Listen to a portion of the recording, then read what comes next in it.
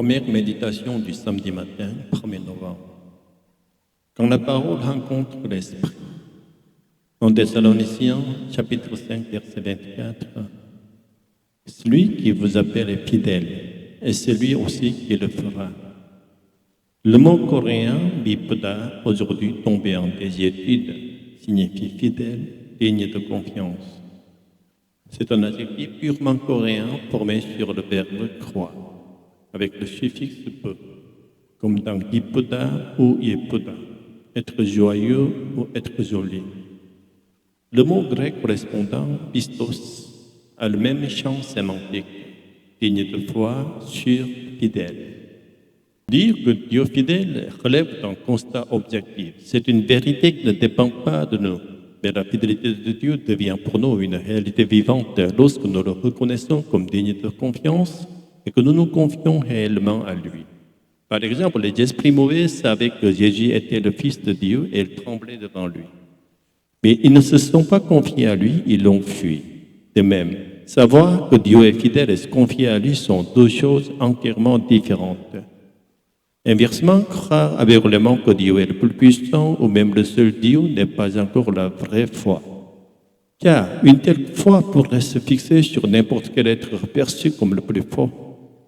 La vraie foi consiste à connaître la vérité sur Dieu, à le connaître vraiment pour croire en lui dans la vérité. Ainsi, la foi la plus juste est une foi de connaissance.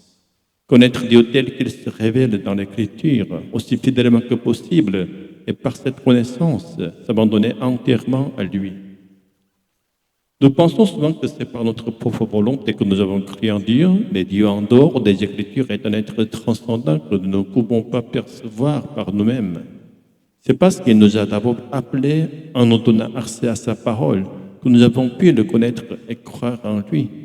Notre foi doit grandir jusqu'à devenir une foi qui reconnaît Dieu comme digne de confiance et ce qui remet totalement entre ses mains. Et ce chemin de croissance ne peut se faire qu'à travers l'Écriture, il n'y a pas d'autre voie. Or, la Bible est écrite en lettres humaines, elle doit donc être interprétée. Et toute interprétation comporte inévitablement une part de subjectivité.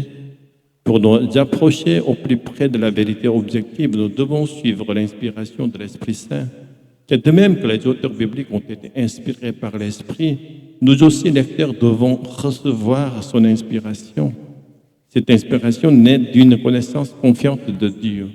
Ainsi, l'Écriture et l'Esprit sont inséparablement liés. On ne peut dire que l'un précède l'autre, car ils s'entrelacent en une seule réalité vivante. Que dans l'étincelle de la rencontre entre la lettre de l'Écriture et l'inspiration de l'Esprit, nous puissions aujourd'hui encore faire un pas de plus vers Dieu. Au nom du Seigneur Jésus-Christ, Alléluia, Amen.